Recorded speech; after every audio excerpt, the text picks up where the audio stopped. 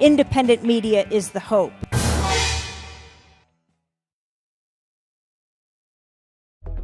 Tonight on Media Edge.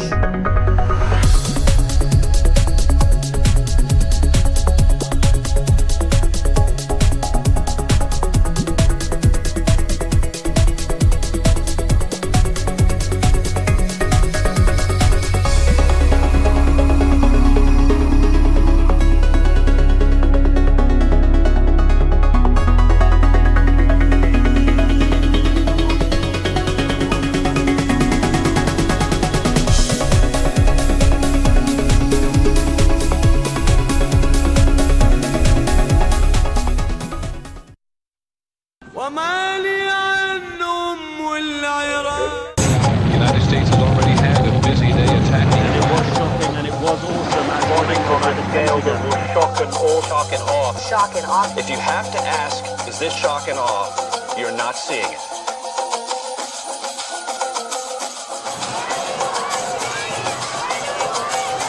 We refuse to carry on business as usual while American soldiers and Iraqi civilians die under the machinery of war. We want to know why you came to Iraq. Why? No, not you. You're a politic. You're a command. Why came here?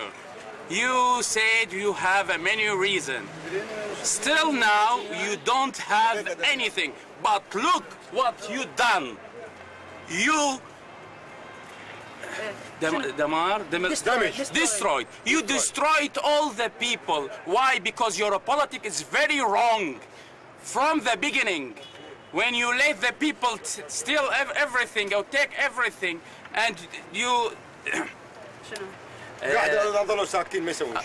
بس اريد ترجمي لي هذه كلش مهمه. احنا هذا كله صار.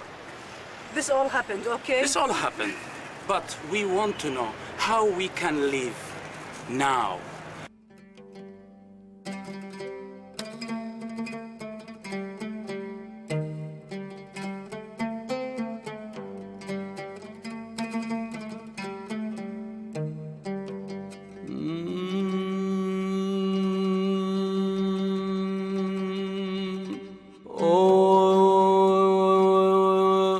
Tens of thousands of Iraqis had to give away their lives for reasons still unclear to them.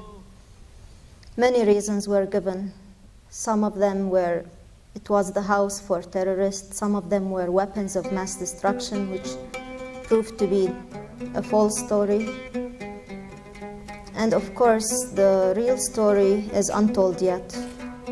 But our doubts as Iraqis is that it's a very terrifying new world order where the most tremendous military machine has a blank check to bomb any place in the world every other year as a show of power to prove to the whole world that they are the only police.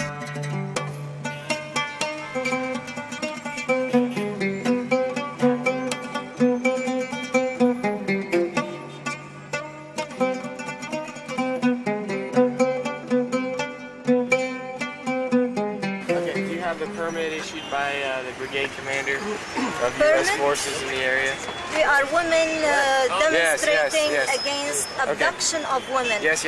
And I am demonstrating in my own city. Do I need a permit from somebody to have a demonstration for women? Yes. I do not think so. I think so. All right, if you have the demonstration, Iraqi police will come down here and ask you to leave. So ahead of time, I'm telling you, before you have this demonstration, We've to had get the permit. tens of demonstrations and nobody's asked us for a permit. This is the first time I am confronted with this. All right. We were not allowed to breathe ma'am, in these 4 months. If you want to stop this demonstration, it will be a very bad thing against you. I'm telling you. I'm not stopping the demonstration. I'm not stopping the demonstration. Hundreds of women. Hey, shut your mouth! Hundreds of women have been killed in this city. Use obscene language against Iraqi citizens, and this is by the law. You are not allowed.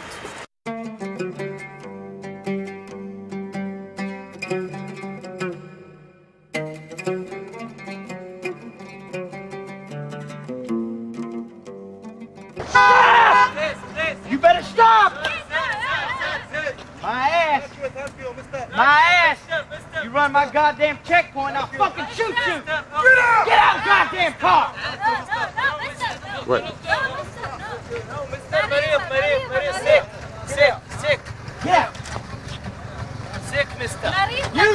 Come here! Get your hands up! Sick, mister. مستر مريض عندنا مستر. على طاري عيني. بس عندنا هنا وراء. ما شفنا السيطرة. Anybody speak English? مريض عندنا مريض. ايه ما شاف السيطرة يا ظلمة. عيني مريض عندنا مريض. I understand. مريض. But you don't run a damn checkpoint for a U.S. soldier. You understand? Okay.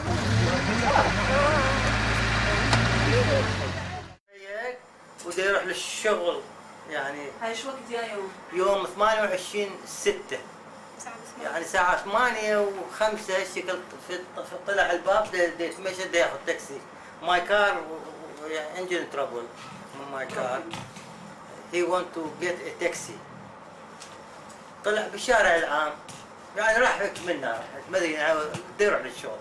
شو انا دا شغل بالحديقة كنت اسمع ضربوا جابوا لها شنو ضرب رصاص. بعد شويه يجي واحد يركض يقول لي ابو مازن البس هدومك وتعال ويانا. ليش؟ يقول لي البس هدومك وتعال ويانا. اجي كانت لي صدره بطنه برجله بايده يعني. كان يقولون كان اكو سيارة حتى 3 مال الجيش الامريكي دا تمشي ما اعرف يقولون اكو سيارات اخرى مدنيه دي مطارده ضاربين طلقه. هذول رشوا على الكل. هو واقف ينتظر تاكسي. هو انقتل. اذا اكو تقاعد خاطر اطفاله يعني بس هاي الاول والاشياء اللي قلتها الاخرى. انا بالنسبه لي يعني احنا يعني the end of our life يعني but the child يعني الأطفال تقاعد. أصلا أنا ممكن يعني هم أنا أريد اعتذار رسمي. يعني أخويا ما كان شايل مسدس بإيده وأساسا هو معفي من الخدمة العسكرية مسلحة ولا غير مسلحة. مريض يعني ما ممكن إنه فرحة بلبعة. يعني إحنا تناولنا الفطور سويته الصباح وتسولفنا وأخذ أغراضه وطالع للعمل. يقول لي شايل مسدس. لا ويتهم يقول لي كان أخوك دا يطلق نار على سيارة بيك اب دا يحاول يسرقها. يعني دي سوى مجرمين يعني حرامية دي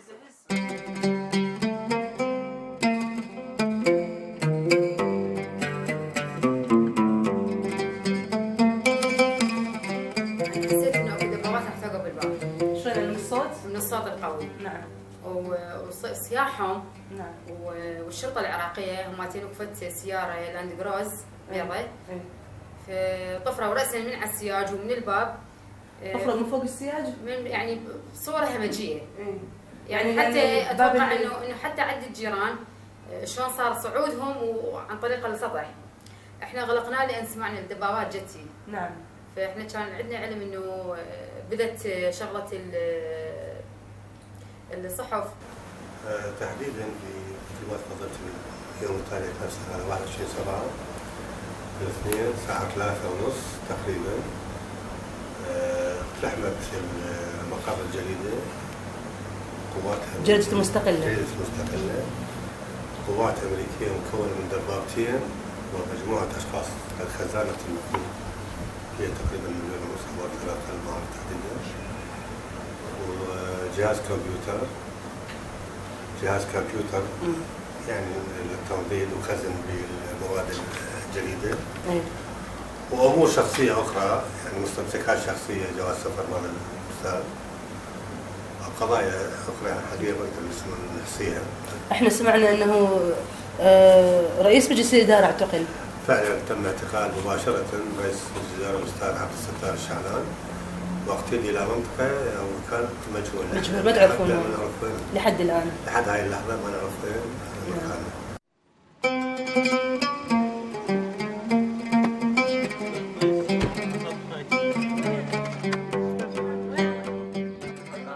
جو أول مرة هنا الصبح اجوا هنا افتروا بكل المنطقه وراحوا جابوا الدرع هنا تقدموا علينا. احنا بداخل البيت كانوا يقولوا لنا اطلعوا، ما خلونا كل شيء نطلع من البيت، تلفزيون، ستلايت، يعني كل اثاث البيت كامل. وخلوه كانوا يطلعونا، نريد ملابس الاطفال يضربونا، ولما نقول لهم نريد ملابس الاطفال اي والله ضربونا. احنا اني وبعد وياك وبنات ضربونا يقولوا لنا طلعوا، حتى سحب علينا راد يضربنا وطلعونا. طبعا سباعات بس شو نسوي؟ سلاح يخوفنا. ومشينا قسما علينا قدامهم ودونا لهناك وكانوا يقدمونهم الدرع. هذا المرافق الصحيه هدموه وتقدموا على البيت. اي وضربوا اجينا لقيناه هيجي. ورا شوي هدوكم بعدين؟ اي ورا ما كملوا القصف الا هدونا. ولا ساعه ونص. ساعه كامله هنا يضربون بالبيت. ذاك العتاد مكون بكته مدرعات 2. يعني يضربون عليه بس بكته؟ بكته وقاذفه. اي يس بعدكم هنا عايشين لو انت؟ اي لا والله عايشين هنا. ليش تسوي؟ ما عندنا مكان غيره، وين نروح؟ ورا ما اخذوا الولد؟ قمنا نشتغل بالكرك، كنا ما نعرف نشتغل بالكرك، قمنا نشتغل بالكرك ونسقي ونفلح، يعني كنا كل شيء ما نعرف، كان نوزع لهم كل شيء ما نشتغل. ابويا رجله مكسوره. العراقيين هم لا فد واحد رجله مكسوره. ما عندنا غير فجأة شايل. واحد يزوع دم ببغداد، ابويا يزوع دم ببغداد. لا يخالف ابويا حتى يكون صديقه. لا يخالف.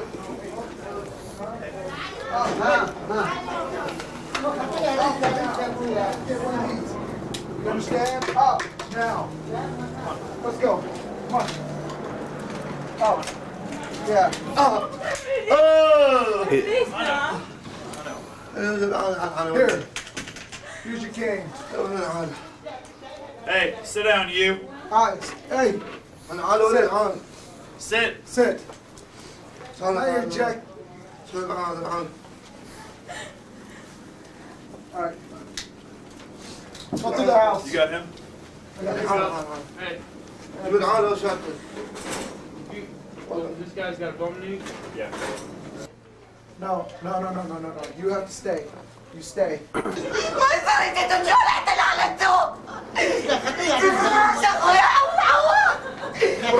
Hey! Start sheet. Put them all in here. Let's go. Put them all in here. Put all the women in here. Christ. No. You too, buddy. Potatoes. You too. You? Go do. Why is that in shit? Put the little kid in here. Hey! Some more females. No, you too. Go. Come this way.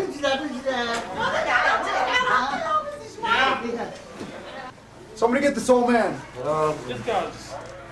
You want to pick him up and carry him, he's just like a stack of weight. Sit down. You can stand there, it'll probably take you an hour for you to go back up.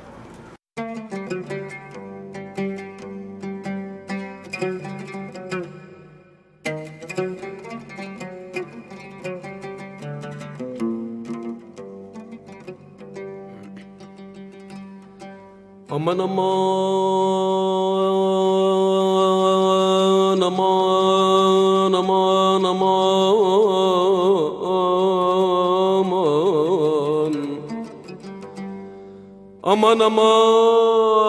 We engage, you have to engage the population. We engage them with direct and indirect fire when they attack us, which is more often than we would like, and then we engage them with dialogue.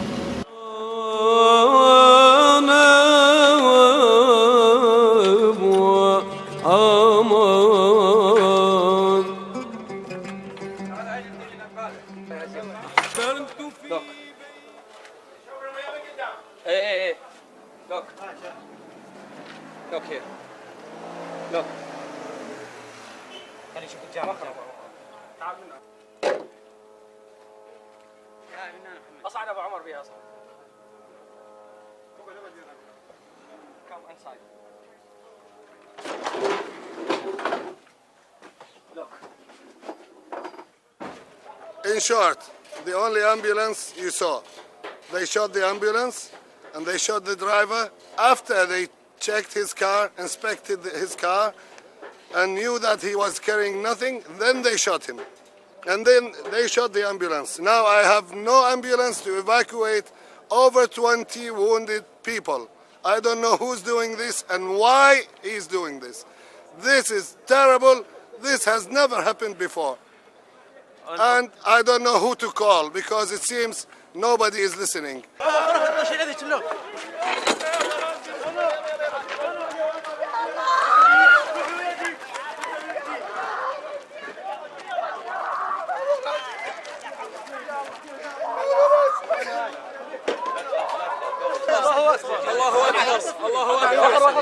الله اكبر استر يا عبد الله امك هاي امك كاف يا شباب. They say there is a ceasefire. They said 12 o'clock. People went out to do some shopping. Everybody who went out was shot, and this place was full, and half of them were dead. I don't know why. Please, you do your best to ask them why. Thank you very much.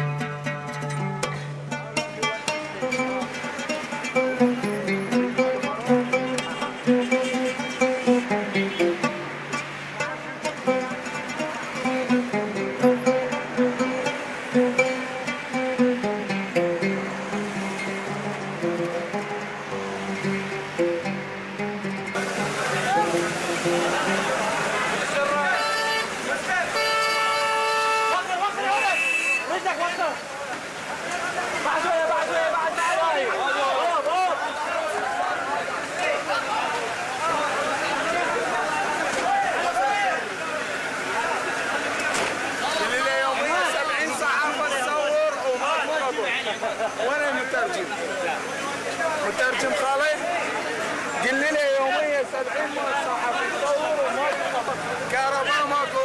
البنزين لو كهرباء اكو بنزين يتوفر بس كهرباء ماكو. هو النفط مالتنا اللتر ب50 يبيعوا لنا اياه. ليش؟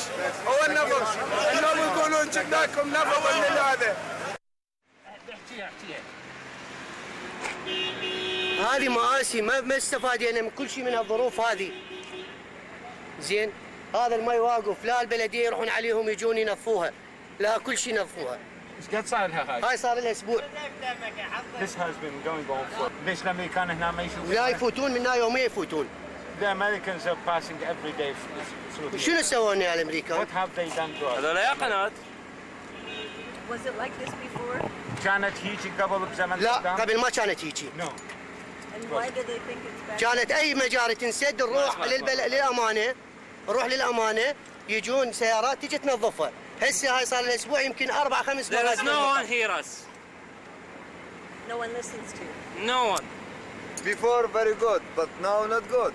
You see. Everything is miserable. Yeah, before very good. The education, the water, drowning pipes, anything. يعانون ما يعانون، عانوا ما عانوا. لا يا كافي. هذا شهر تموز وآب. أقوى وأقصى أيام الحر هي بهالشهرين هاي. يقدرون هم وكهرباء ماكو بالبلد. يقدرون. الشهر فلان إيه هالقد. هسه ماكو هيك شيء، الناس قامت تشتغي الغاز. قامت تشتري وبدها تشتري. بدها تشتري بسعر يعني كلش غالي. اللتر غالي مال الغاز. بيش اللتر هسه؟ 250 دينار. بالمحطة هو ب10 ثانية مو؟ اي بالمحطة ب 80 دينار صار. بالمحطة ب 80 دينار. ب 80 دينار. People pay electricity for the auxiliary electricity, which is becoming the main electricity. And they pay the Iraqi government for providing them 4 hours of electricity also through a meter. So they're paying both for the government electricity and the private electricity. And you can see the wire strung. They went into Mussolini, get back.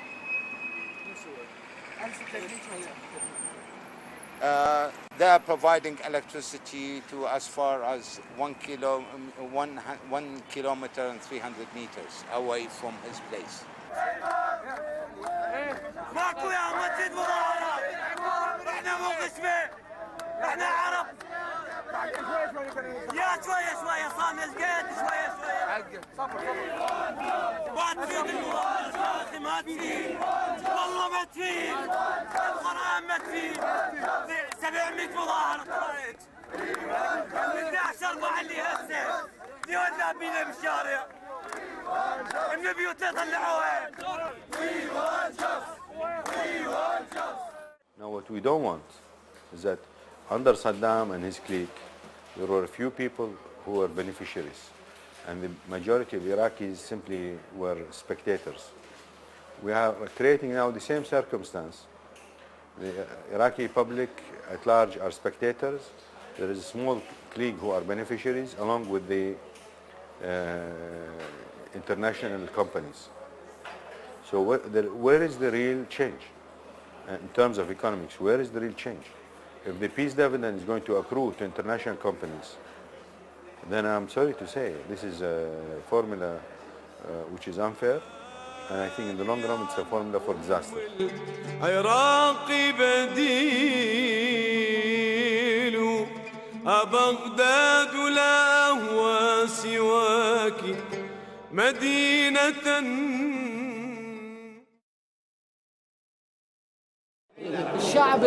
الشعب العراقي هذا شعب يعني ما أدري مع الأسف حمل جريرة ظلم الكرة الأرضية كلها. زين 35 سنة صار هذا الشعب يضرب ويضرب ويضرب وتحت المطرقة وماكو ما سمعنا صوت نادى بحقوقه ولا محفل أممي واجتماعي وإنساني. So actually we are traumatized, and those who have returned back from abroad are traumatized as well.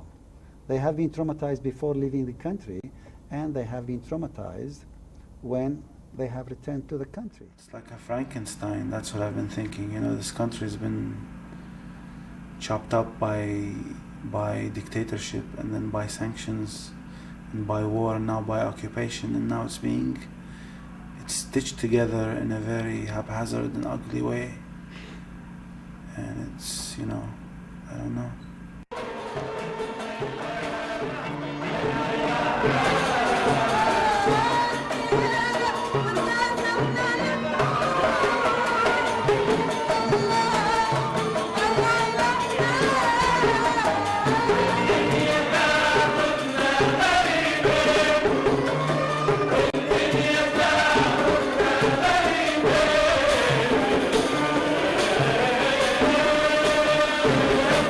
هذه سياسة وهذه مصالح ومصلحة أمريكا فوق الكل وكلها أكاذيب. بس الشعب بعده مغلوب على أمره لأنه صدام دمر كل شيء، حتى قتل بيه الروح قتلها بيه يعني. أبدا ما متفائل بوجود الأمريكان، وبالعكس أنا أحب الشعب الأمريكي. شعب الله سبحانه عز وجل خلق الناس كلها وخلقنا نحب، واحد يحب الآخر، ومؤمن جدا بالسلام، مؤمن جدا بالحب، لكن أبدا ما مؤمن بوجود الأمريكان. وجود الأمريكان يشكل ضرر على العراق وعلى البلدان المجاورة، ويحاول يخلق فد قاعدة، وبالمستقبل القريب هو اللي راح ينبئ لكم الكثير أنه الأمريكان وجودهم كان جريمة بحق منطقة الشرق الأوسط كلها، واللي أوجدها صدام. السيد بوش تشذب علينا، يقول لك انا خلي العراق احسن شيء، مو اول شيء لا جاب الامان، لا جاب الثقل، لا جاب البشريه ذولا كلهم قاعدين عطاله بطاله، قطع رزق العالم، لا كهرباء، لا مي، لا سيارات، تسليب بالشارع، نهب، اي واحد يطلع هو وعائلة المغرب اتحداه، او يطلع بسياره نظيفه اتحداه. غاز ماكو، زين غاز ماكو، بنزين ماكو، غاز ماكو، نفط ماكو، زين وين الامان هذا؟ والله يا صدام يعني ما ادري ايش يريد اقول لك، يعني هو الان تعامل ويا كل دول العالم ضد هالشعب هذا، تعامل ويا امريكا، تعامل ويا بريطانيا، تعامل ويا فرنسا، تعامل ويا الاتحاد السوفيتي، تعامل جميع البلدان العالم ضد هذا البلد. The whole problem is not to be hostage to this Saddam US binary, because it's not a binary. That is the crux of everything. That's why these people like the poet Ali Zaidi, the old man, and the hotel manager and all that, this is what it's all about. That these people who've suffered so much under Saddam do not hesitate one moment in telling you how painful it is for them to see an American tank come in. أخي أقول لك شيء، أقول لك الضغط اللي تواصل علينا مدة 35 سنة، أفقدنا توازننا. إحنا بشر، إحنا كائن يتخبط في كتلة من الأعصاب. حتمية ازدواجية هذه الأعصاب، يعني تقدر تقول إحنا هسه الشعب هذا مزدوج. ليش؟ لأنه فقدنا توازننا. شو نسوي؟ ضغط ضغط ضغط ضغط ضغط. أي بارقة أمل حتى لو قشة في هالخضم هذا ممكن نتشلب بيها. احنا فقدنا توازننا. زين، فأي شيء حتى لو تكون من العدو من الشيطان، من العدو من الشيطان، المهم نريد شيء يضمن لنا استقرارنا وتوازننا. ماكو بديل، خيار ما عندنا، خيار نضع ايدينا بيد الشيطان من اجل يمكن ان يركننا شويه او يرفع شويه بينا. احنا نعرف كل شيء. المجلس لا يمثل سياسي الداخل، بل مثل المعارضة الخارجية ومعارضي الخارج، وهؤلاء ناس تمتعوا بحياة تختلف عما عاناه الداخل بالنسبة للمثقفين والأدباء والسياسيين. بس نتأمل إنه يتشكل يعني شيء يمثلنا إحنا صدق، مو مجرد وعود أو يريدون بس يوصلون للحكم. Our hopes are this is the last war that the Americans can do all over the world.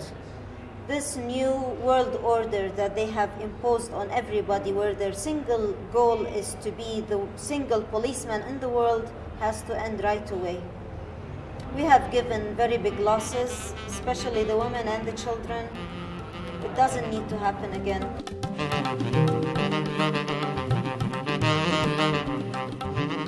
راح التلميذ يجي الأستاذ، هذا الحكي.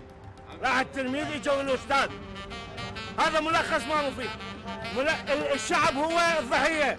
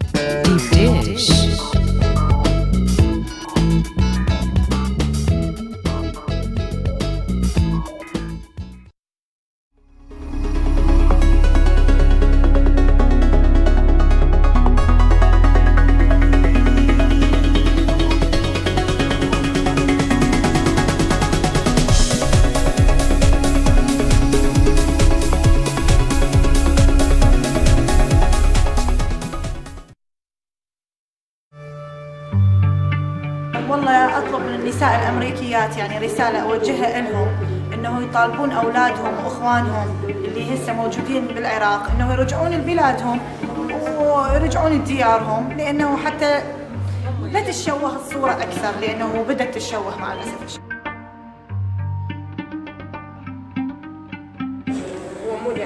وإنما مو الشعب. أكو شعب وأكو جيش. أشكر الشعب أني اللي هم قسم من عندهم قوي العراقيين.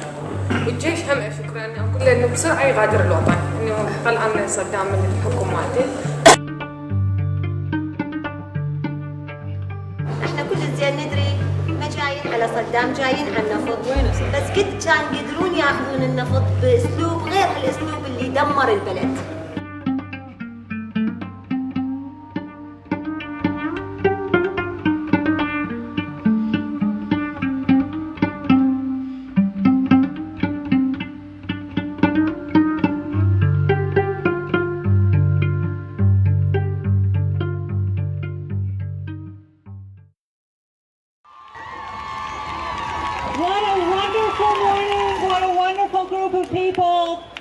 Women's International League was started in 1915 by women in the spirit of Code Pink who crossed borders, tried to stop World War I, saw the connections between the economic reasons why men went to war and why women had to cross borders.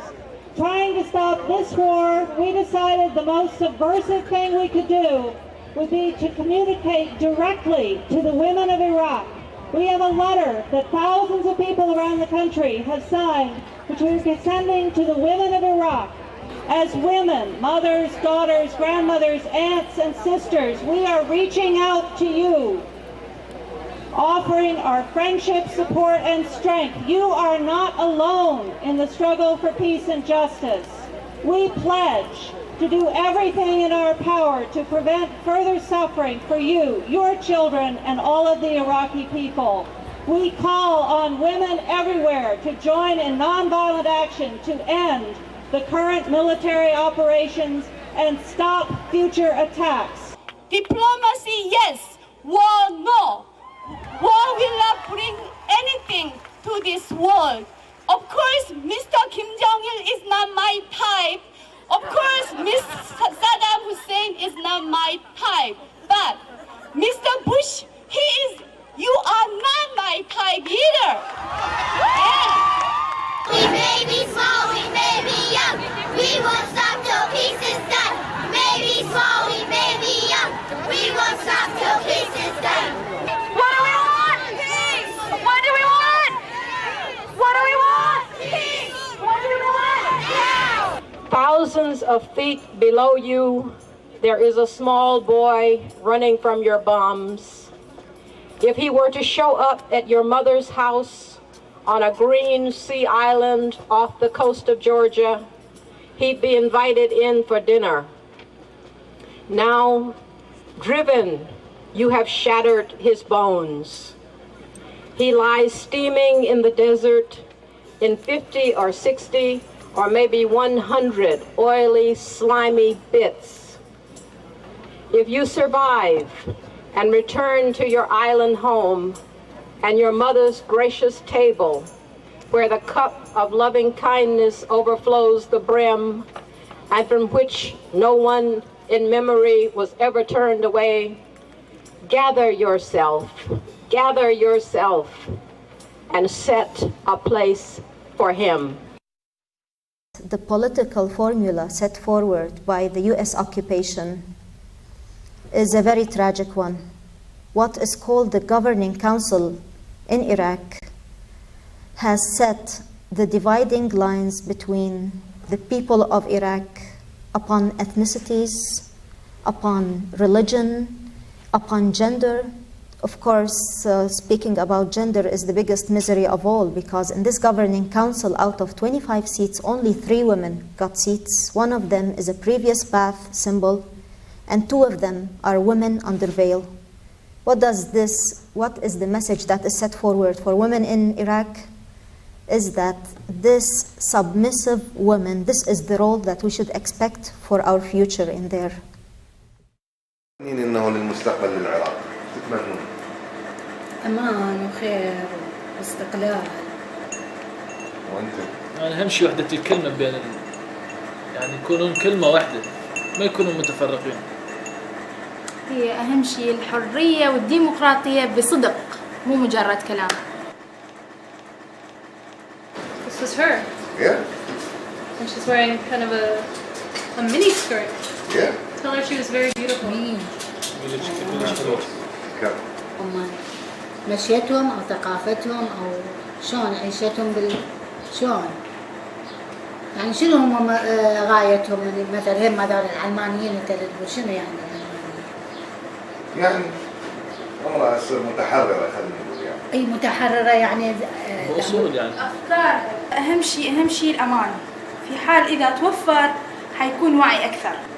يعني الثقافات تتغير، الحياة بالنسبة للبنية يعني تكون شوية يعني نسبة انفتاح يعني متعادلة إذا كانت هي طبعا من النوع اللي يتحمل مسؤولية الدين، فتقدر يعني توازن بين الحياة المتطورة والحياة الدينية المتعصبة. منا حجي ولد وانا السيد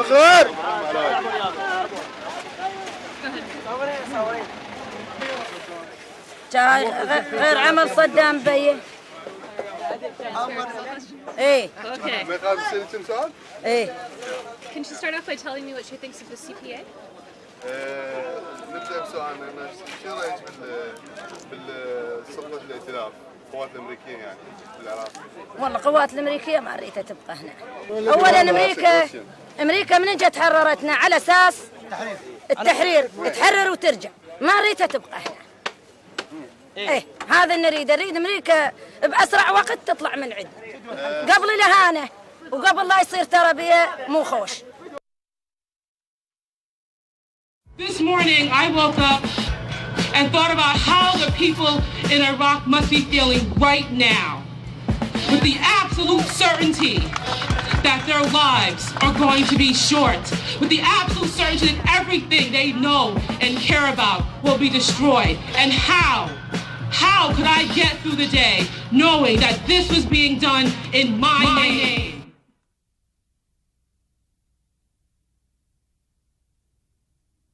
Where do I go to find? I am fasting because words alone are not enough to express my deep opposition to this unconscionable plan to invade Iraq. It is not acceptable to me that this action be taken in my name or the names of other American women and our families, especially women of color who know what it means for our lives to be considered worthless. As human beings, we're supposed to treat others as we would want to be treated. Sit down and consider, would you want this to happen to your own children? If you're a mother, if you're a grandmother, if you have sisters and brothers, would you want your family to be treated like this? And I think that the answer would come very quickly and very clearly that no. The poor children and women in Iraq didn't do anything to the United States to deserve this. Awaken to your power. We decided that we did want to work as women and that Daddy got us into this and we're going to have to get ourselves out of it. Awaken to your power. Well, I think it's a very sort of profound and important way to make a statement that is not just verbal, that speaks to people's souls.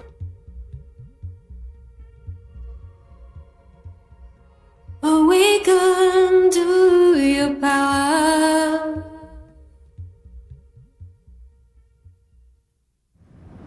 Well, when you ask me, why I think our leaders are taking us to war, it's interesting that I can't immediately come up with a good answer. Anytime that someone says we don't have a choice, I start not to trust them. I am fasting to express my opposition to the U.S. waging war in Iraq. That this opposition spreads across the nation. When I waked up this morning, I remembered hearing that a rare sight of Venus was to be visible but when I came and looked at the window, I could only see Mars, not Venus.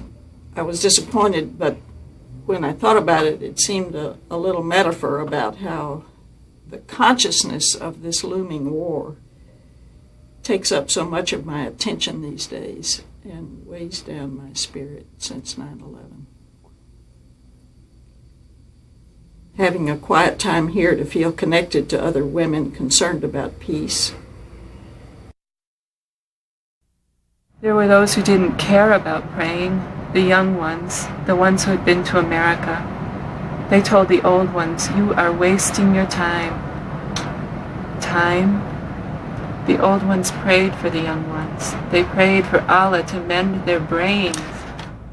One of the women in the book wrote an alphabet of words, and the last word was zest.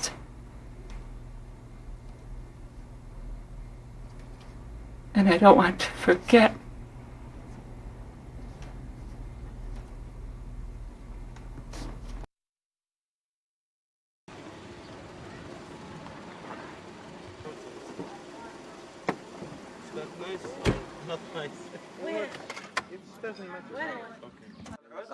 جو أول مرة هنا الصبح جو هنا افتروا بكل المنطقة وراحوا جابوا الدرع هنا تقدموا علينا. ذاك العتاد مكون بكتة مدرعات اثنين. يعني يضربون عليه بس بكتة. بكتة وقاذفة. قاذفة. اي. يا سيدي بعدكم هنا عايشين لو انت؟ اي لا والله عايشين هنا. ليش تو؟ ما عندنا مكان غيره، وين نروح؟ ورا ما اخذوا الولد؟ اي. قمنا نشتغل بالكرك، كنا ما نعرف نشتغل بالكرك، قمنا نشتغل بالكرك ونسقي ونفلح، يعني كنا كل شيء ما نعرف، كان نوزلهم كل شيء ما نشتغل.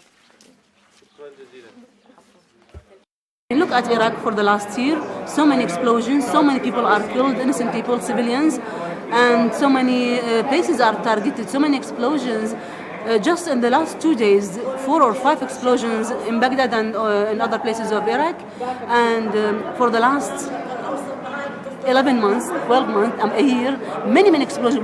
Where is the security? Women cannot go out alone, especially in the afternoon and at night. Even in the morning, I hear many stories about women who work, for example, teachers or employees who are being kidnapped when they go to their work, who are being shot, dead, who are being abused. So for women, no, the security situation is really bad, and not only for women, for all the people. Human Rights Watch put a very long report on this issue, and they worked on more than 70 cases, but they documented 28 cases in that report. I mean, you can hear about women you know, at least 3 cases, women I know, who were raped. One of them was over 50 years old. But why this happened, I mean, there could be many reasons, but I think the main reason was that the absence of authority, the absence of security.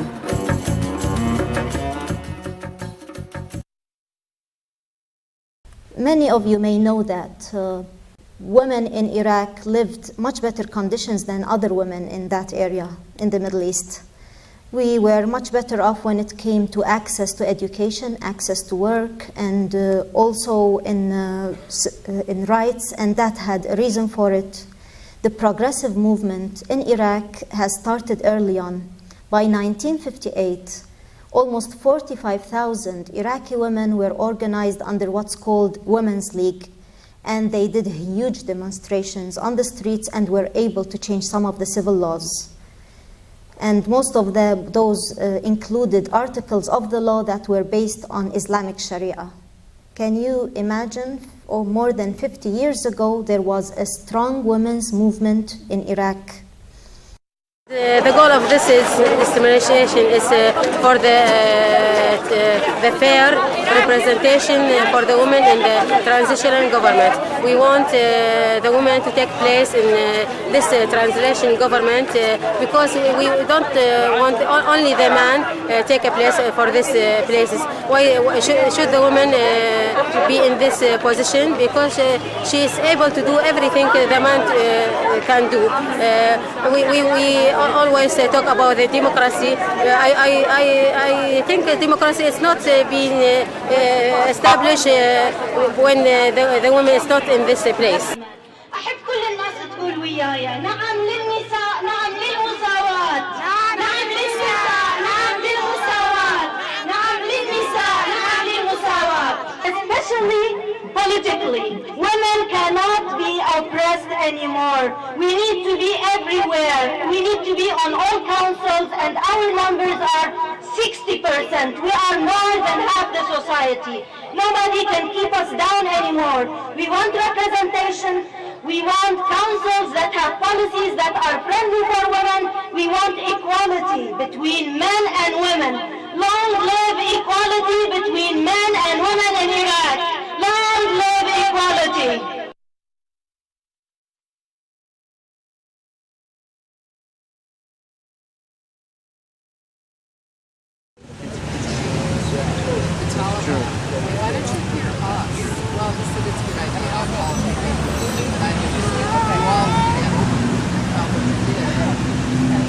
Women in Black started in Buffalo in October of 2001, shortly after we started bombing Afghanistan. It came out of a discussion group, one of many here in Buffalo, New York, that were holding meetings about September 11th, 2001. It's a model that we borrowed from women in Israel, who started a Women in Black group in 1988 in response to their government's policies, particularly concerning the Jewish settlement and failure to reach peace with the Palestinians. And this is a worldwide organization, not just in Israel. It's a group of women that show up and hold vigil, a silent vigil for peace. The idea is too many words have been spoken, there's too much rhetoric talking about war and the need for war and even the need for peace. And by our silent presence, they would hold up stop signs, stop the occupation. Here in Buffalo, we adapted that, but a silent vigil for peace and against our U.S. government's policies. People really take to this model and understand its significance and also its simplicity. You come once a week, you stand silently, you stand for peace, you show that dissent is still possible in this democracy.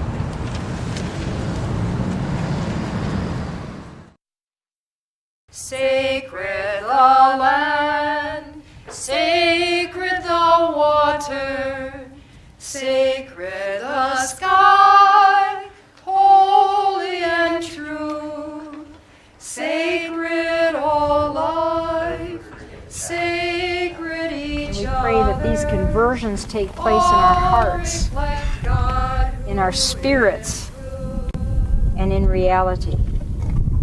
We pray this through Christ our Lord. Amen.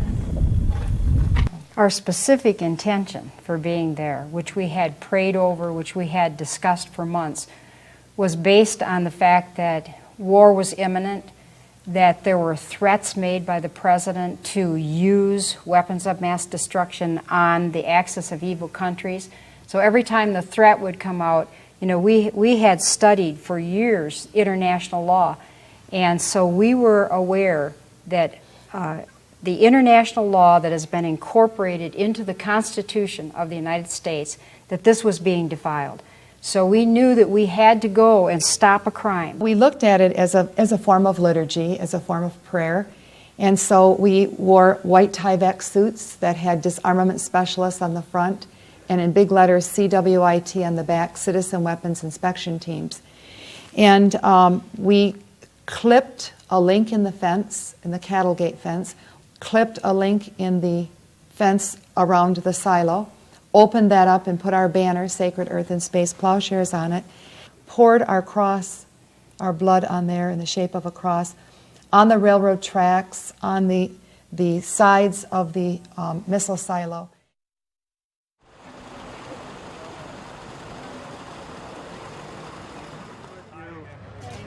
God bless. God bless. Thank you for being in black. May the Lord bless you. Thank you so much. It's great seeing you. It's great being with you. Thank you. Peace be with you.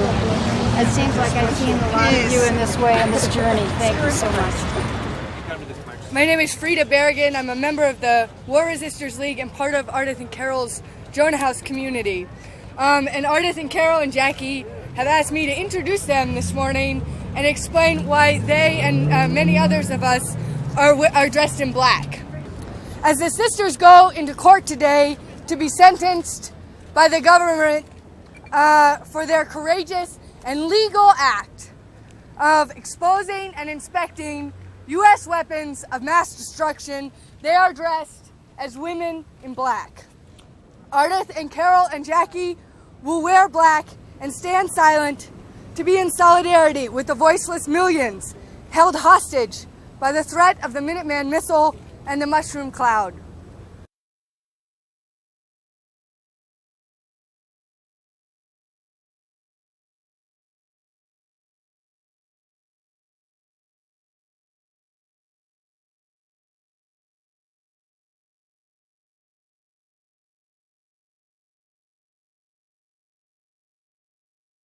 Our only problem is not just equality. We have much more immediate problems. We don't have jobs, we don't have money, we cannot survive if we go on like this. So we decided to take part in the unemployment movement, and we went out marching in the streets, and this movement was a big one. It started with thousands, but when I was there, and this is a month ago, the number reached 125,000 people who have membership in this organization and who we represented when we went into negotiations with the American officials.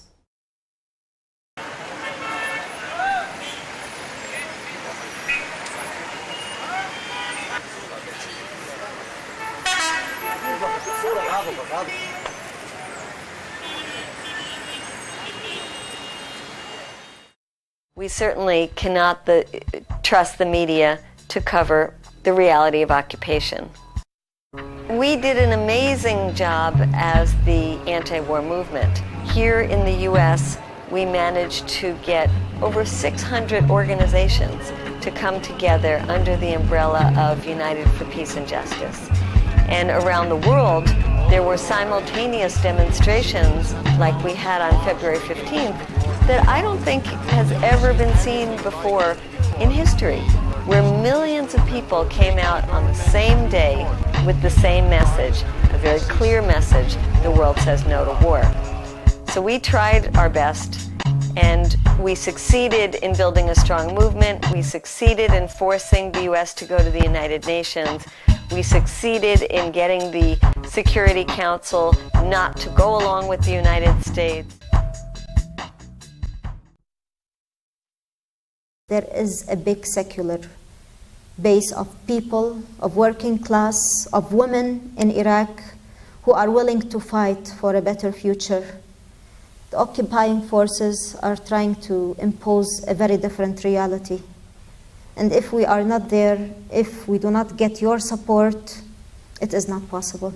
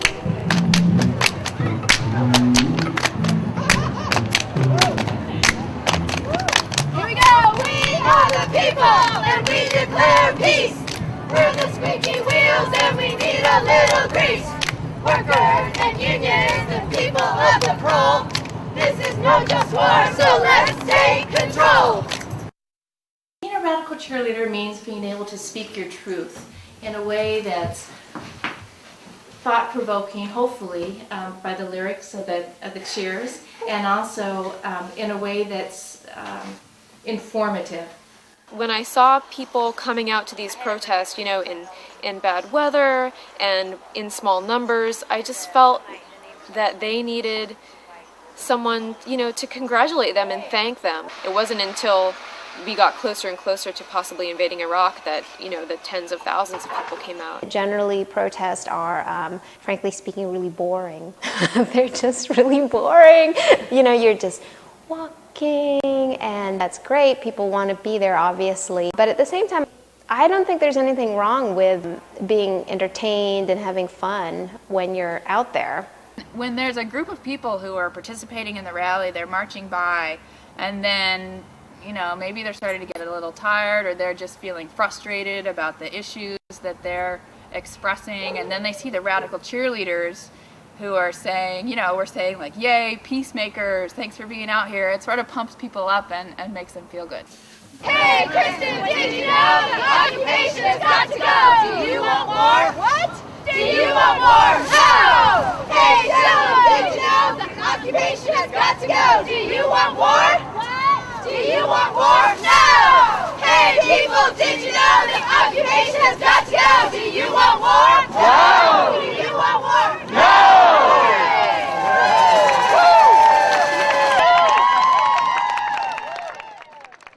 Usually we pick a color, say red, white, and blue, or pink and black, or red and black, and then people just go out and find what they can find and try to be creative and fun, and you know, you can go to whatever extreme that you want.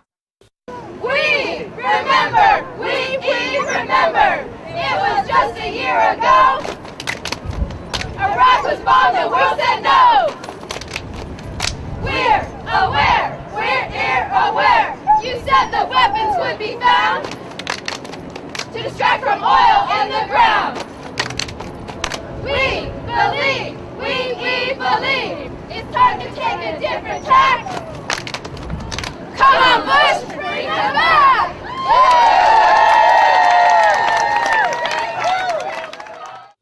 We remember, we remember, it was just a year ago. Iraq was bombed, the world said no! We're aware, we're aware. You said the weapons would be found to distract from oil in the ground. We believe, we believe, it's time to take a different tack. Come on, Bush, bring them back!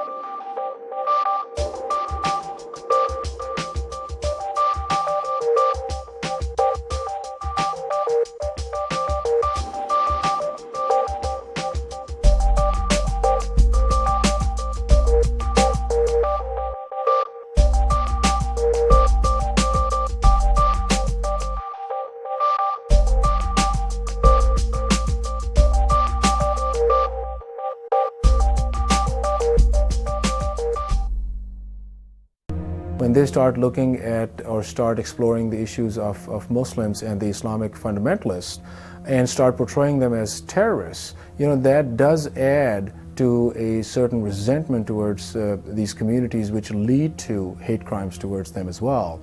And when hate crimes are being committed, people of similar physical traits and from a certain geographical location kind of get clumped together.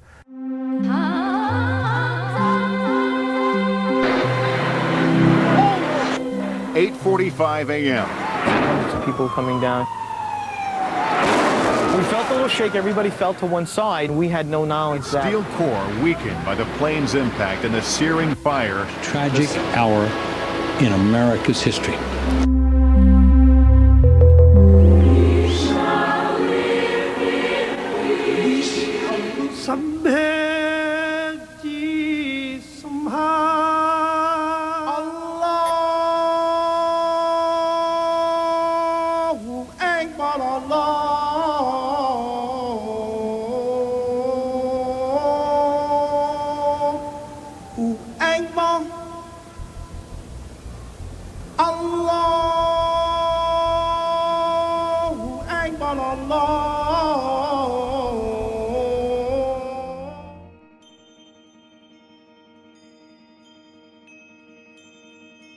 Balbir Singh Sodhi, a 49-year-old turbaned Sikh and father of 3, was shot and killed while planting flowers at his gas station in Mesa, Arizona. Hours before the crime, Sodhi's alleged killer, Frank Roque, had bragged at a local bar of his intention to, quote, kill the ragheads responsible for September 11th. In addition to shooting Sodhi 3 times before driving away, Roque also allegedly shot into the home of an Afghani American and at 2 Lebanese gas station clerks. Satnam Vaheguru, Satnam Vaheguru. We don't share the same ethnic or religious affiliations of the people, at least who they think that they're targeting.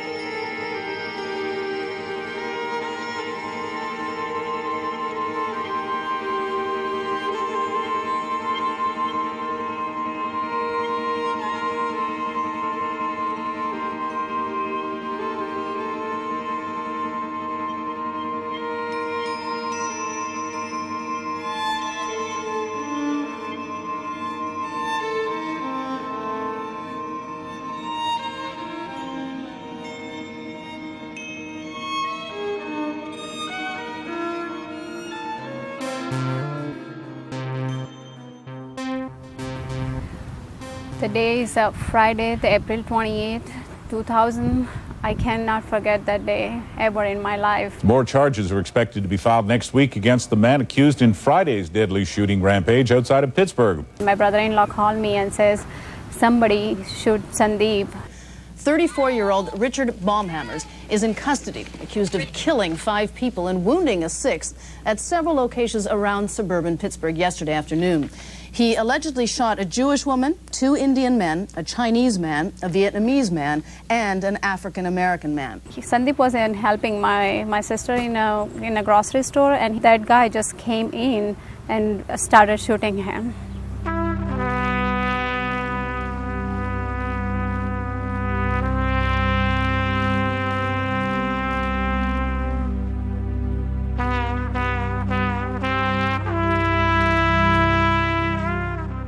मैं store में अकेला था, उसने मुझ पर गोली चला दी और सीधे मैं ज़मीन पर गिर गया। उसके बाद मुझे कुछ नहीं पता।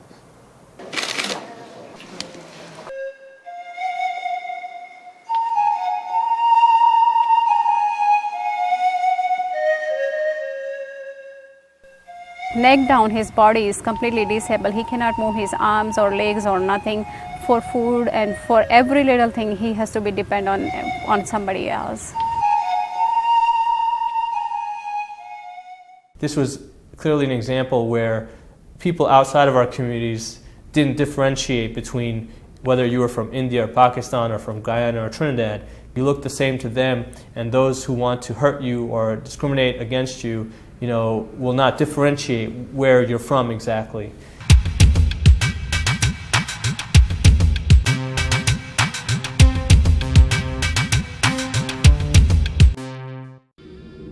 September 11th, 2001. My name is Shakray Agi. I'm a mother of 3. I've been married to my husband for almost 10 years now, and I came to the United States from Afghanistan after the war over there, or during the war over there. I grew up here in Albany. This is Moines. He's 7 years old. Yeah. And he has his teeth falling out. Oh. And this is Ziad. He's 9. And that's Sabudat. No! He's 5. Life in Albany is peaceful. It's a small city. So, I mean, I grew up here. I know it. This is where I couldn't call anywhere else home other than here. My family's here. You know, I went to school here. My husband basically spent his whole adult life here. My husband, he was detained for 3 days before he was able to make any phone calls to a lawyer or to a family member or anything like that. It was basically, he was picked up off the street and just taken away. And that was it. No one knew anything about it. Since 9/11, the FBI and INS began illegally detaining Arabs, South Asians, Muslims, and Sikhs, rounding up over 1,200 in the first weeks of the crackdown. The government has yet to disclose the detainees' names, where they are being held, and on what charges. Those released report many more Arabs in detention, leading experts to believe unknown thousands are being detained. It happens with the Chinese Exclusion Act. It happens following many years after that with the internment camp, putting away 120,000 Japanese Americans just because of their country of origin and their race, even though many of them are actually American citizens. And today, with the Southeastern Muslim Arab Americans, they're under the same kind of destiny. They're going through the same thing. They're being crucified, they're being ostracized, they're being detained, they're being put away for the same reason. That's why I'm here today. That's why I say history is a way to repeat itself. We feel that when people of Arab and Muslim descent are attacked and their civil rights are violated, that this affects everyone. What it actually feels like to be part of a community that's being targeted by special registration. Because these days, if you're a man age 16 or over from any country that's predominantly Muslim, you're assumed guilty until proven innocent. When I came into the INS checkpoint, they saw my passport and it says clearly country of origin is Iraq. They asked me to step into a room where the first question that was asked to me by the 2 officers that were in that room was if I was a Muslim or not, and whether or not I was patriotic and to whom I was patriotic. Do I have beef with what, or do I have problems with what the United States is doing to my country? Mistakenly, not realizing that until after I'd been trapped, I said, yes, I do have a problem with what's happening in Iraq. And that was the mistake I made, was thinking that I could actually speak my mind to these folks and that any of my amendment rights counted at this point.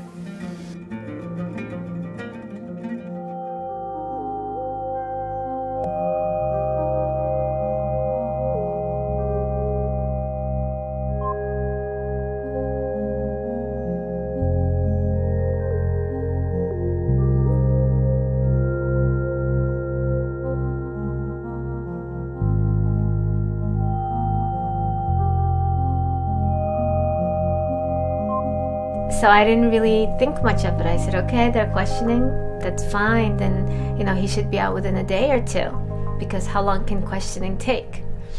You know, and now I found out it was so amazingly horrible that, you know, no one, I mean, no one should go through that.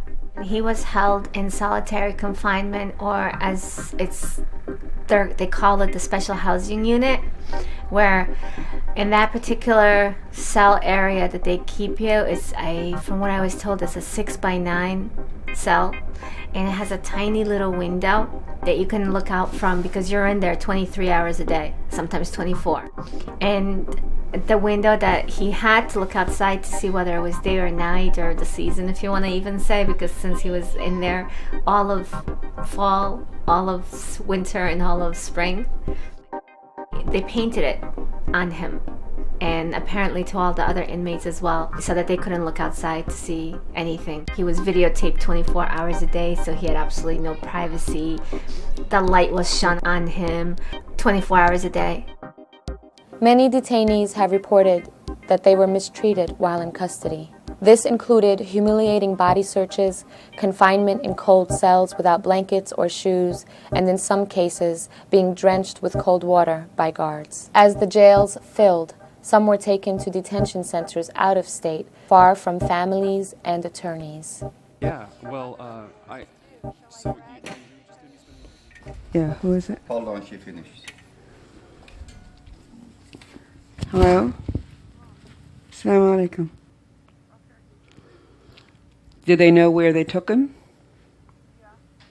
They do? Because usually they don't even tell that. They didn't let him see any lawyer? All right, ma'asalam. My daughter said that the brother of one of her friends was picked up and by the INS with no charge and then detained. So she didn't know who to call to do something about it, and they weren't letting him see a lawyer. So. Is this happening a lot? In the last 2 weeks, yes. I mean, it goes in waves. If the, now INS is under Homeland Security. So if they decide to do a sweep, of questioning or detentions, a lot of them do happen here in the D.C. area. And how do you know they've been picked up? It's really exactly like in, what it used to be like in Argentina, the disappeared. They are the disappeared. They take them. They don't let them speak to anyone. They don't let them get a lawyer. They keep them indefinitely with no charges whatsoever. And people know because they have relatives. They know these people disappeared. So it's very disconcerting. And I'm sure you can see that we are nearing the Immigration and Naturalization Service door. Hi. I'm Zach Safter. How you doing? Nice to meet you. I'm Kathy Holt Springston. Why don't we go right inside and we can talk a little bit here. Tell me about what happened the first time you came here. The first time I came here, this was on March 20th. I came here because being a citizen of Pakistan, I'm required, to comply with a policy of the U.S. called INS Special Registration. On March 20th, I came actually right to this office of INS. I had consulted with the international student advisor of my university to make sure that from an immigration perspective, things are in order, before I went for registration. And we looked at my case, and basically I had no concerns, coming into the INS Special Registration about potential problems. That certainly didn't turn out to be true, and the special registration turned out to be an enormous surprise for me. In fact, a shock. At one stage of the registration process, I was, without fully knowing what the reasons of my arrest were, I was arrested and put in a detention cell right in this building for a couple of hours. Following that, I was transported to a county jail in Stratford, Virginia, for the night. And as we spoke about this, slightly before, I was released on bail from Stratford, Virginia, the following afternoon. You had been here for so many years and obviously done so much and to help our country and to do so much for our communities too. And then to have this suddenly change, obviously, there was some sort of a mix-up here. Yeah. No, and it's for me as a student, for me as a resident of in the U.S. for 11 years, all of this has been like an enormous surprise for me. Is your knowledge based on specific targets, or has this decision been made based on the weight, more of the weight of everything that you're looking at? I think we'll stick with the statements we've made, that intelligence, which is assessed on a regular basis, provides a very sound basis and a responsibility for us to communicate what we believe to be an elevated threat to the American people.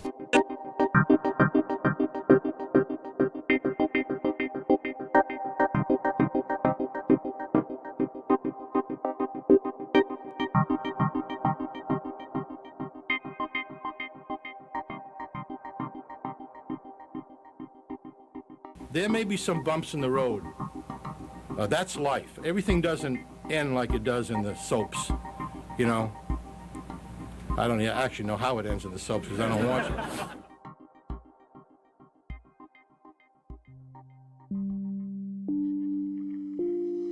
My name is Sonny Humphrey. I'm a victim of September 11. We are detainees for INF. They just pick people up and just leave them here. They don't even come over here and tell us nothing. I wish, you know, we can deliver this message to all the public, to all the people. People have been over here trying to kill themselves because they want to go home. You got guys that just came off the boat and they want to go. I just had to save a guy's life the other day because he tried to kill himself. I will let everybody know that we are suffering over here. I want to say, please, I'm a father of 7 months. My baby, I don't see my baby yet. So, thank you for everything, and that's it. Well, today, April 25th, marks the deadline for the 5th wave of special registration. Special registration being a new policy to really round up Arab, Muslim, and Middle Eastern, South Asian immigrants in the U.S. to make sure, kind of like placing a surveillance tag on them. They've put it under the pretense of special registration, something that's going to extend to the entire population of immigrants. But what they're really doing is labeling anybody in this country who is Middle Eastern, Arab, or Muslim as a terrorist. What's this? This? Yeah. Masjid. It's masjid. Whose is it? Allah. Allah. No, but whose is this? Whose was this? Baba's. Yeah. Grandpa's? My younger 2 children, they're 7 and 5. They don't know that, you know, any of the reasons as to what has happened. I've tried to explain to my oldest one what happened just so, you know, he's going to hear it in school, things like that. I didn't want him to be upset over it. But he can't comprehend the reasoning behind it. I mean, he understands that he was, you know, why he was taken in and things like that, but he doesn't understand what it has to do with us, what it has to do with his father, because he knows his father's innocent. You know, my children hasn't seen their father, and he hasn't seen them, or, you know, us, all of us haven't been together for 15 months now. And, you know, that's 2 birthdays for each one of them that has passed that he hasn't seen. And I don't know, maybe this will be at one day, you know, it'll be an experience that I can, you know, say, okay, well, I've had that experience, now I know how to deal with it. I wouldn't wish this on my worst enemy, though. It's horrible.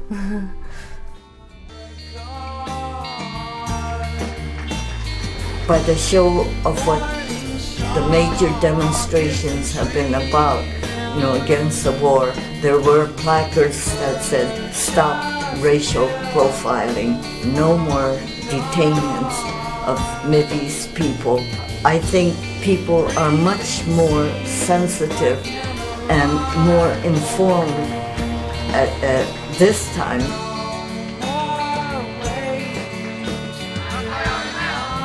We let fear silence us, not by our hearts. We allow whole people or persons, not by our will and not in our name. We've led resistance. We've led the riots of those who have come under attack. It's not just statistics and it's not just numbers, it's actual names and lives that are being affected by this. There are many Americans who are fed up with all the unrighteous things that America has done. You know, wars and how these horrible things done by 1 or 2 people can destroy millions and millions of lives. I think the statistics are that if 1 person is killed, at least 10 people are immediately affected by it. You know, all these people who have been detained and deported, 10 more people or maybe even more have been affected by this, and their lives have been turned upside down. We pledge to make common cause with the people of the world to bring about justice, freedom, and peace.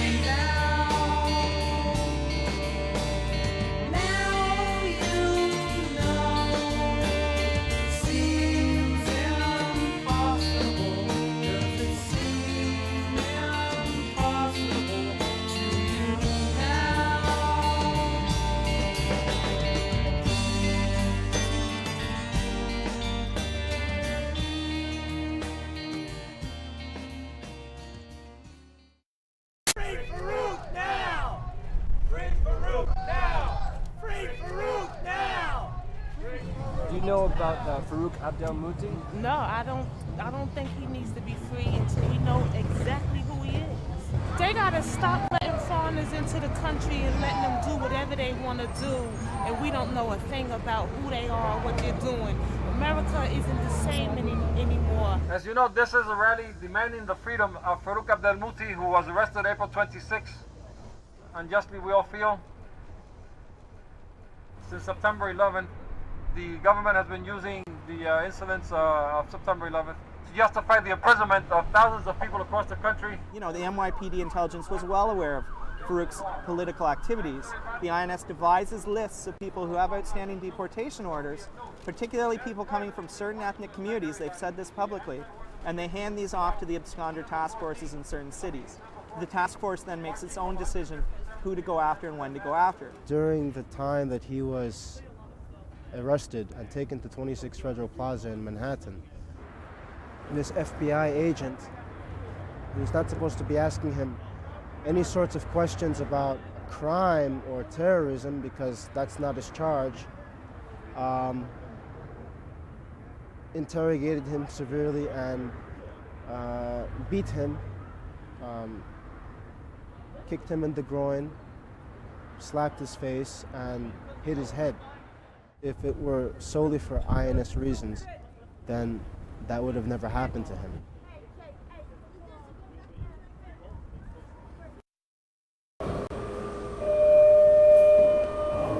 My name is Farouk Abdelmouti. I am Palestinian. I come to this country from the 1976 and I have a son, children was an American, born here, his name Tariq. I been detained in 26th of April after my voice was in WBI, Radio Pacifica, to bring the voice of the Palestinian people in the West Bank and the Gaza Strip and the Palestinian refugee camps. Hundreds of thousands of people across the country heard the broadcasts, broadcasts from Jenin, broadcasts from Nablus, all these different places where all these humanitarian disasters were taking place. People were getting first-hand information of what was actually happening. I was with all these groups when we make a big rally after 9/11. With the interfaith, I bring the Muslim speaker, I bring the Christian Arab speakers to be part of this big rally. I believe in peace and justice, and equal society in the historical land of Palestine. He always makes a distinction between legitimate national liberation struggle and terrorism. He doesn't believe in exporting the Palestinian struggle outside of its borders. You understand, about my community, the Palestinian, the Arab community here beginning to be afraid, and is afraid even to talk, afraid to go to the streets, afraid even to talk by telephones. The INS detainees, many of them, especially the 9/11 people, have families, have lawyers, have cases, and be deported. One day, and 9 deported. Never you know what time you can move you from here. Till you move you, and after you disappear. Strange policies is working very secretly. You don't know what can happen to you. This kind of psychological war against the Arabs and the Muslims today is the same time repeat the history of the 1943 against the Japanese Americans. We have to stop these things, We have to go to talk about the balance and criterion of right and true.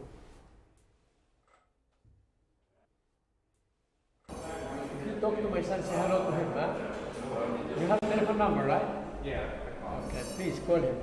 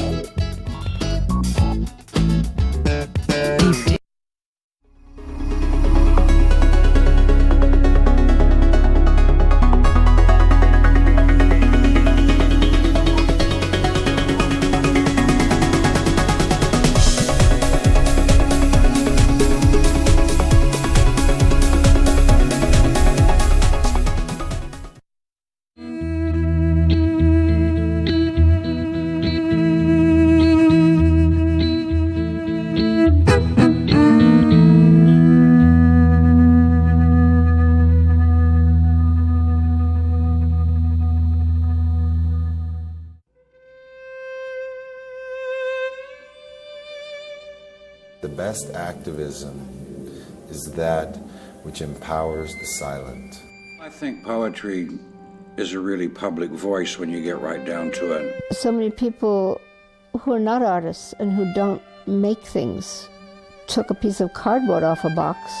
There were so many wonderful signs of every kind. Puppetry is power. When magic confronts authority, magic always wins.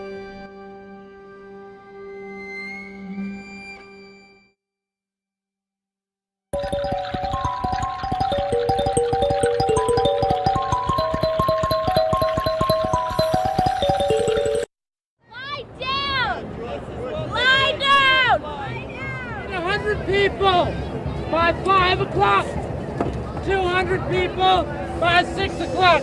Lie down! We wanted to get 200 people to lie down in the streets with us to represent the 200 people so far who have been murdered, civilians in Iraq. Imagine 9/11 times a billion. That's what the children of Iraq are feeling right now. We're here right now and we're lying down right here in the middle of Washington Square Park representing those who have lost their lives, both soldiers and the Iraqis and the Iraqi children. We're all humans, and to think that one human would want to kill another human being really just, I can't understand that. We need to stop this war before it gets worse and before more innocent people die. We may win the war, but we are losing our souls.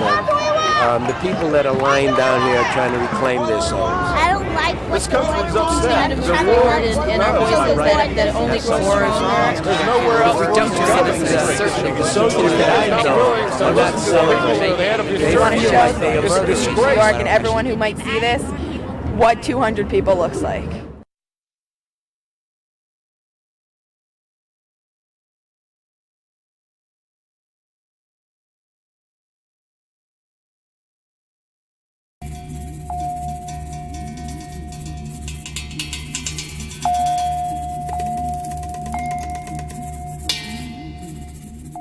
The best activism is that which empowers the silent. And as I've traveled the world, I've found that people really feel like they are subjects of the U.S. empire. A war for gold, a war for money, and a war for souls. A war on talent, a war on drugs, a war on kindness, a war on us. A war on birds and a war on bees. They got a war on hippies trying to save the trees. A war with jails, a war with missiles, a war with high secret government officials. A war on high finance, a war on people who just love to dance. A war on music, a war on speech, a war on teachers and the things they teach. This song for me is just it's my way of service, of trying to inspire the people to say, you know, this world is still a place that's worth struggling for. The war on pot is a war that's fake, a war that's filling the nation's jails. World War 1, 2, 3, and 4. Chemical weapons, biological war. Push war 1 and push war 2. They got a war for me, they got a war for me. We can't stop it when the beat just drops.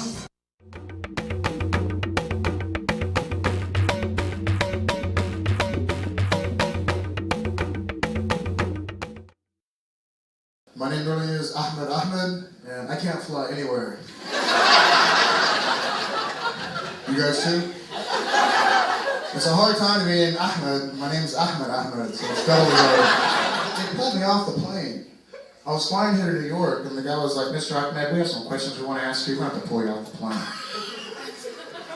was like, that's cool, I get it. My name is Ahmed. And I am Arab. Sure. So I'm taking my seatbelt off, I'm getting out of my seat. 2 white guys are sitting on each side of me like... I thought he was a Mexican.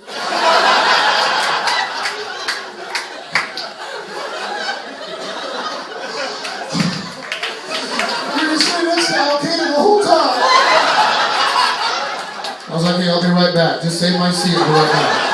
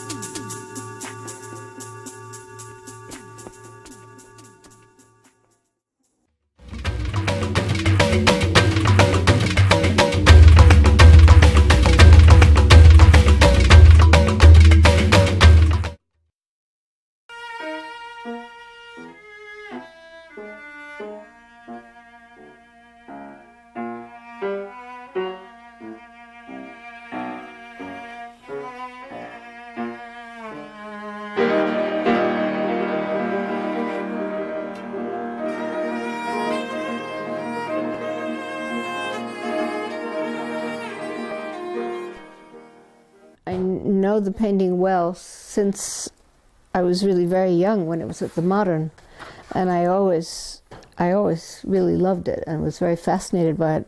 And because I thought I knew it so well, if I wanted to copy a piece, I thought, well, this will go quick. But it was very complicated and very amazing how the parts locked together, the lines of tears, and just everything about it is unfathomable, actually. I mean, and then I had done these women with the dead children, the women in black.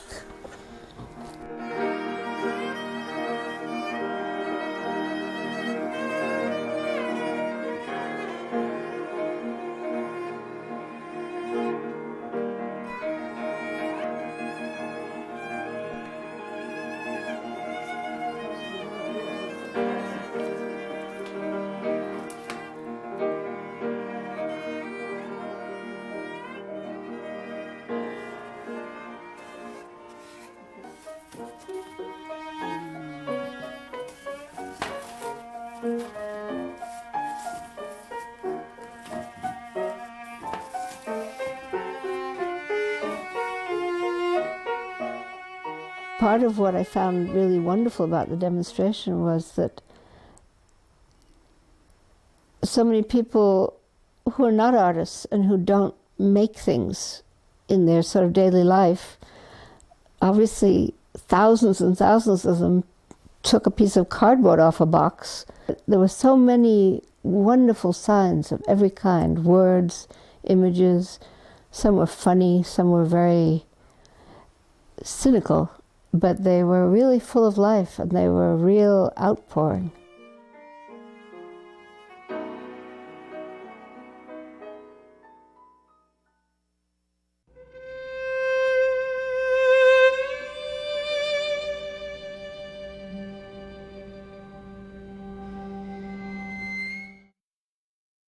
You are the fresh wind in this. This is totally fantastic to have this happen.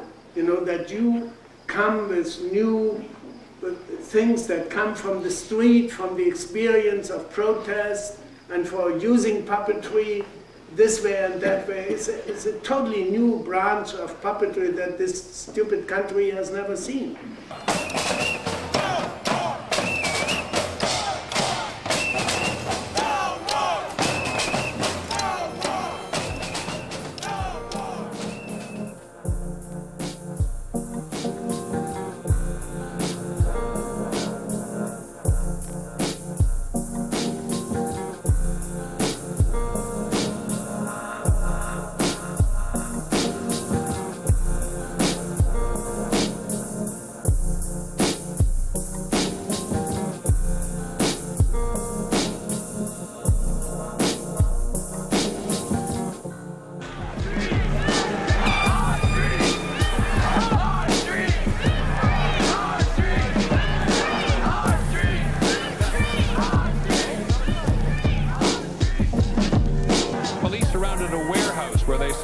Demonstrators were storing things to block traffic. Riot police surrounded the Ministry of Puppet-ganda, where they kept the puppets for the protest that took place today.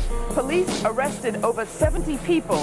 Somebody's very scared of our big puppets, and they should be, because our big puppets spread the message of coming together, of peace, of joy, of solidarity. Puppetry is power. When magic confronts authority, magic always wins.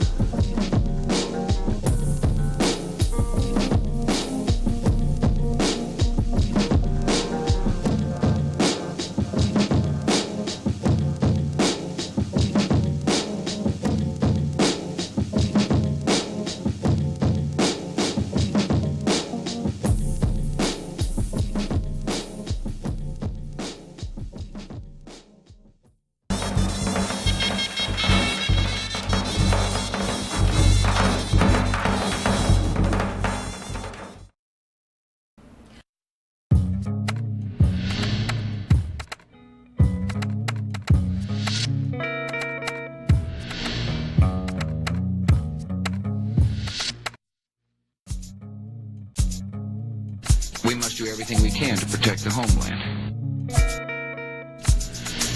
We will take actions necessary to protect American people. And we'll always value freedom. We will plant that flag of freedom forever by keeping strong and adhering to the values we hold so dear, starting with freedom. You're either with us or you're against us. You're either with us or you're with the enemy. You're either with us or against us. We mean it. There's no middle ground when it comes to freedom and terror. They should not protest because it is in the best interest of freedom and humankind. And I'm going to leave it at that.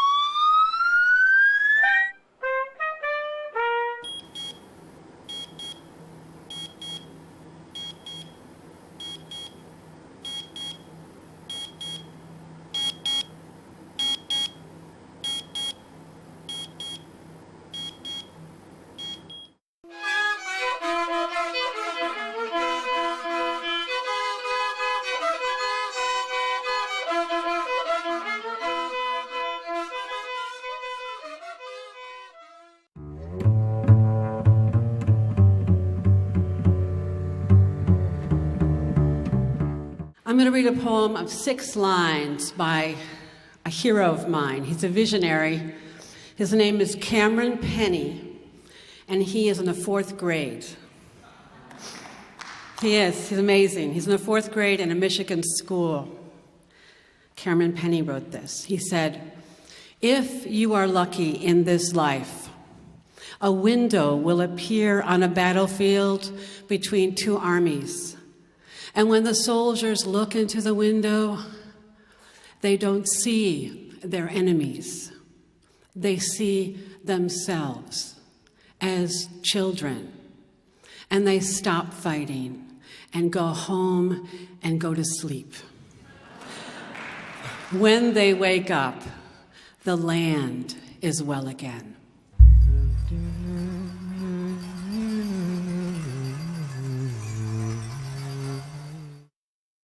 This poem was originally entitled "A Nursery Rhyme George W. Bush Could Read on His Own." Closer reading, we found out some of the words were still too big. If war was not an option, please, New York City, let me hear you. If war was not an option, I would leave no children dead. Instead of bombs, I would learn to use my head. If war was not an option, I would plant flowers, not mines, in the Iraqi soil. And I would use solar energy instead of crude oil. If war was not an option, I would stop dreaming of gasoline. I would become a grown-up and no longer so mean. If war was not an option, I would no longer threaten voices of dissent. In fact, I would actually find questions quite pleasant. If war was not an option, I would extend my hand in sincere friendship and call home our people on the battleships. If war was not an option, I would no longer fear anyone ever finding out it was the U.S. that gifted Saddam all his evil clout. If war was not an option. Come on, y'all, let me hear you. If war was not an option, I would spend money on education and healthcare and promise all Americans they would be treated fair. One more time. If war was not an option, America would become a respected and well-loved nation. Now all I have to do is use my imagination. Reda is a character that I've created who is based on a woman that actually lives lives next to the Amaria bomb shelter. There is Amaria bomb shelter was bombed in 1991 during the first Gulf War, and there is a woman there who lost all of her family in that bombing. But her way of dealing with that was to set up a trailer and live outside and take people through as a tour. And this character is loosely based. It's based on circumstances from her life, and I had met her when I was there in 1991 and took the tour of the shelter. I am hard to understand why it's I survived and my children did. I ask Allah why you make me alive. That night it's all people die, 403 people. There is nothing we can do, they are dead. This is Amaria bomb shelter. Here they write their name in chalk over the smoke figure. Here on the ceiling you see it, a charred handprint, footprint from people who lay in the top bunk. Here, it's a silhouette of a woman, she is vaporized from the heat. This huge room, it's become like an oven and they press to the wall to escape from the flame. La, I don't want to show you there. It's too much. Walls, they are stuck with hair and skin. Come, I take you to the roof. You can see how the hole it was made. 2 bombs from US airplane, they come to this point of the roof. The first bomb, it's a drilling bomb. Second bomb, it come inside exactly same spot. It explode in fire. US said they thought it's communication center for military, but people here no, think they wanted to kill as many people as possible. Now look around the hole. Wild greens they are growing. Life to choose to root here in this grave of Iraqi people.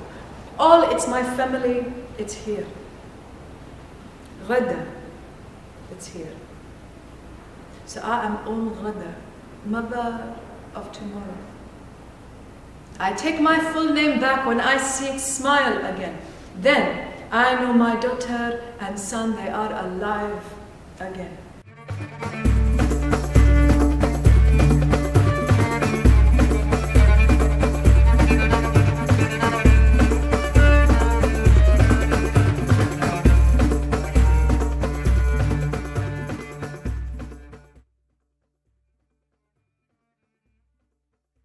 I think poetry is a really public voice when you get right down to it. And although the poem is made in private, there's a public aspect. It's almost impossible to write a poem that has no political implications. Where is that voice from nowhere? That burning bush, that passing dove? For I hear voices of generals calling for ammunition, presidents calling for arms, and women calling for help. And it was almost as though the whole country was waiting for the right march, the right moment, the right speech to stand up and say, wait a minute, we don't want to be accountable for 600 or 700,000 civilian deaths or 1 million. Where is that voice from nowhere, that God of Abraham? Can he be heard over the gunfire, the whiz of passing missiles, the crash of buildings, the cries of children, the crack of bones, the shriek of sirens? Or is that his mighty voice, your angry God craving the sacrifice of virgin generation, sons degenerate, your holy books written and ready ink on burning sands. Your prayers between rounds do no more than fasten the fate of your children to the hammered truth of your trigger, a truth that mushrooms its darkened cloud over the rest of us, so that we too bear witness to the short-lived fate of a civilization that worships a male god. I think a lot of people in this country are feeling kind of beaten down by this administration that has very little tolerance for differences of opinion. And much of the right wing is rude and abrasive about their treatment of people who disagree with them.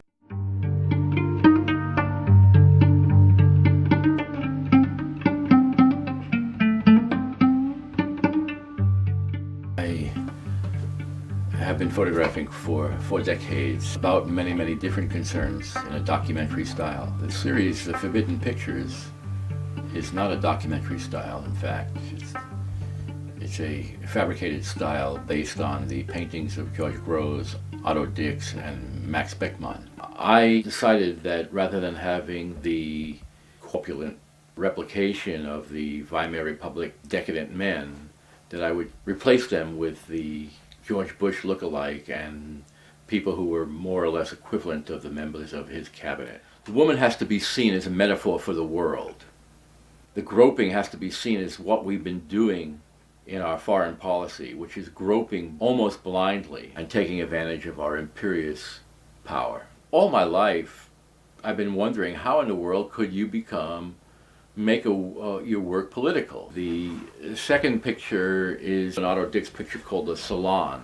In this one, I did politicize it to a point, an absurdist point, by placing porcelain elephants on the table for a symbol of the Republican. The third one is coming from a Max Beckmann painting called The Party. It's pretty much about a certain level of wildness and deadness, all exclaiming at the same time. All of the pictures are not specifically political like the one of Salacious George and his fondling moment, but political insofar that they talk about infidels. It's about people who are emotionally deconstructed and outside of the boundaries of their heart.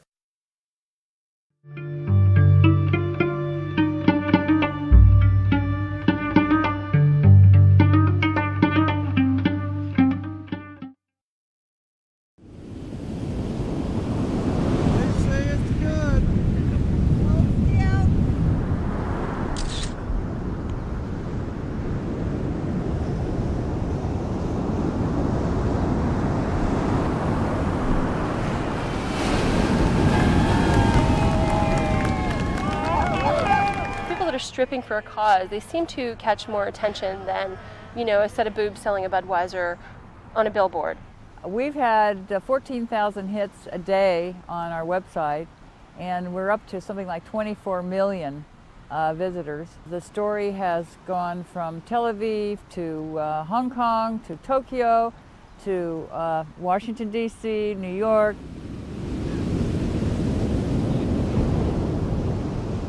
The buzz is out there. There's no stopping it, and it's continuing. These photographs are iconographic. Never in the history have we had such a visual movement.